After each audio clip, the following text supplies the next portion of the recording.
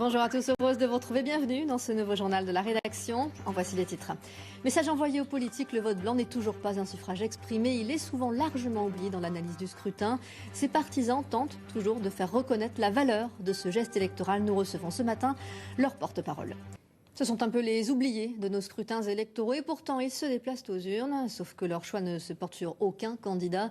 Pour ces dernières régionales en Poitou-Charentes, 2,4% des votants ont opté pour le bulletin blanc.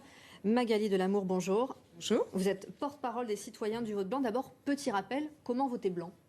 Comment voter blanc ? Eh bien, écoutez, il s'agit de rien introduire dans une enveloppe, c'est-à-dire une enveloppe vide est équivalent en fait aujourd'hui à un vote blanc, ou alors introduire une enveloppe, une feuille A4 blanche, qui n'est d'ailleurs toujours pas en fait mis à disposition dans les bureaux de vote. Il faut quand même aussi le préciser, c'est-à-dire qu'aujourd'hui, on a le droit de voter blanc, mais on ne nous donne pas les moyens de le faire. C'est à l'électeur de fournir le matériel en quelque sorte. Progrès en février 2014, le vote blanc jusque-là complètement assimilé au vote nul est compté à part. Qu'est-ce que vous demandez de plus ? Alors nous, on souhaite qu'il compte tout court. C'est-à-dire que là, il ne compte pas. On nous dit qu'il compte, mais en fait, il ne compte pas dans le sens où il ne peut absolument pas impacter une élection. C'est-à-dire que si le vote blanc était comptabilisé parmi les suffrages exprimés, aujourd'hui, très clairement, il pourrait invalider une élection. Et c'est pour ça d'ailleurs que ça pose problème. Il y a eu de nombreuses lois qui sont passées sur le vote blanc. Aucune jusqu'à présent n'a permis que ce vote blanc puisse avoir ce pouvoir-là, qui est aussi un pouvoir démocratique, un garde-fou démocratique également, qui pourrait éviter qu'on arrive d'ailleurs à des aberrations telles que celles que nous vivons aujourd'hui, à savoir qu'il y ait des gouvernants qui soient élus sur la base d'une minorité de participation.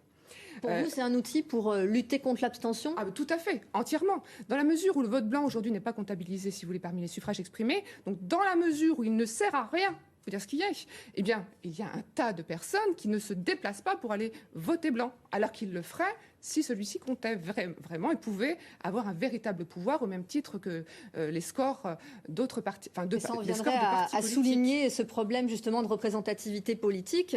Oui. Par exemple, dernières élections, dans les régions où les électeurs n'avaient le choix qu'entre droite et extrême droite, on observe plus de vote blanc qu'ailleurs. Donc c'est bien que ça peut être un outil. Mais c'est un outil plus qu'essentiel. Peut-être dire aussi que c'est un outil qui pourrait également permettre d'introduire une médiation entre les citoyens mécontents et les gouvernants. Parce que le problème aujourd'hui, c'est que les partis politiques, jouent aux devinettes avec ce dont en fait les citoyens ont besoin. Or, comme s'approprie l'abstention du fait de cette non-expression. Pour vous, le vote blanc, ça marche aussi avec un vote obligatoire. Ça, c'est l'autre pendant du combat. Alors, ça pourrait tout à fait. Ça pourrait, si le vote blanc était reconnu comme un suffrage exprimé seulement, ce serait effectivement quelque chose de tout à fait envisageable. Je tiens quand même à préciser que nous ne poussons absolument pas ni à voter blanc, ni à s'abstenir de voter. Nous défendons un outil démocratique qui nous semble puissant et qui peut-être d'ailleurs pose problème parce qu'il est puissant. Merci beaucoup d'avoir répondu à notre invitation. Je précise qu'il y a des pétitions qui circulent sur Internet pour promouvoir cette question. Nous restons dans un thème voisin